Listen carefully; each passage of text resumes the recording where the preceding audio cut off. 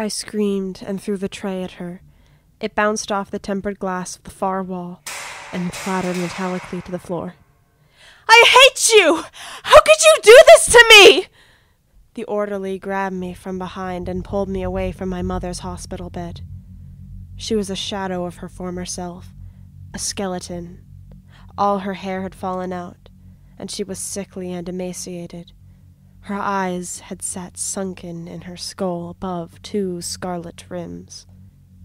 Despite her wretched state, I could still see the disgust for me in her eyes. I could feel the animosity between us hang in the air, even as she lay there dying before me. "Settle down, ma'am," said the orderly, releasing his grip. "Don't do anything crazy.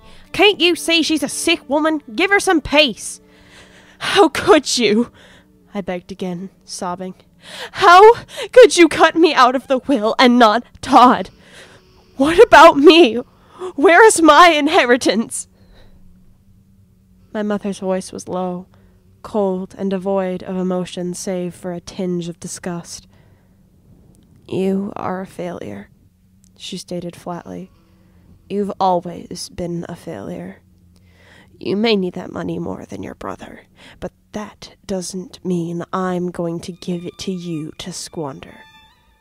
I may be powerless here in this bed, but I will make damn sure of that. You are a disappointment to me and an embarrassment to our family name."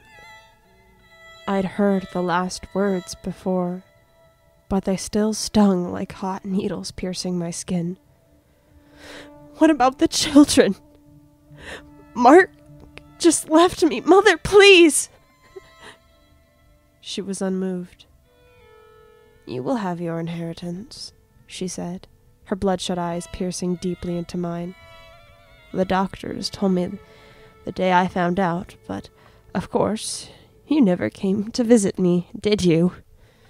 Not until now, with the end so near, not until you found out that I cut you out of the will. This disease is hereditary. It is passed on only through the women of a bloodline." The room and the air grew colder.